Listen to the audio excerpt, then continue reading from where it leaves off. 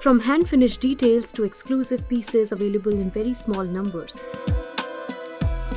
Let's look at the artistry, inspiration and elegance behind limited edition jewellery.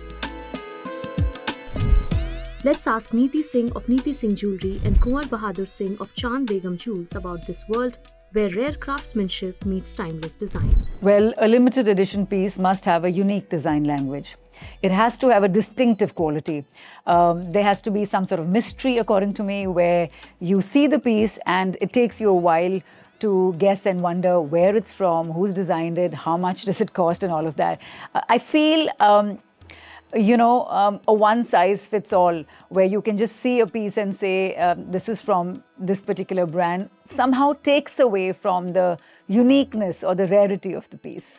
So a jewelry piece becomes meaningful and valuable to a customer when it carries a history, authenticity or provenance, and how rare the gemstones are that are set in the jewelry piece. So the client always goes for the historical significance and authenticity of the piece. The customer has to feel that the jewelry tells their story. The vision has to be the designer or the makers, but the story and the language has to be, or the presentation has to be the one who wears it.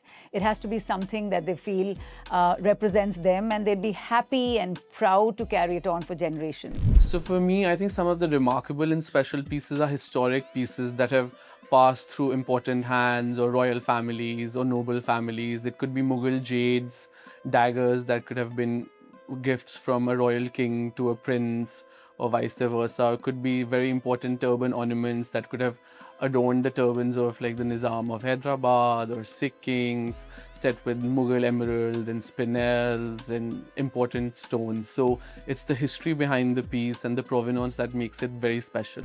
Well, I'd love to talk about lots of my pieces, but I think NSJ in particular has to talk about Navratan because that was my first collection. You know, Navratan is 9 gemstones and I won for always promoting colored jewelry set in yellow gold for the Indian palette. And I think for brides in particular, we're going a lot towards pastels these days and sort of monochrome jewelry. But I'd love to talk about a Navratan and balas in particular, chokers, jhoomers, kadas. It can just lift anything and make the story completely on a different tune. A happy one. And another thing that makes it very interesting and it gained a lot of attention recently is when Deepika Padukone wore it at the Ambani wedding, and which was a very important cultural moment too. There has to be an authenticity, not just the product and the value, but an authenticity in design. It has to have character. It has to call out to you the moment you see it, and it has to be something that you'd want to carry on keeping for yourself in your memory box for the rest of your life. In this world that dazzles in unique ways, each piece is undoubtedly more exquisite than the other.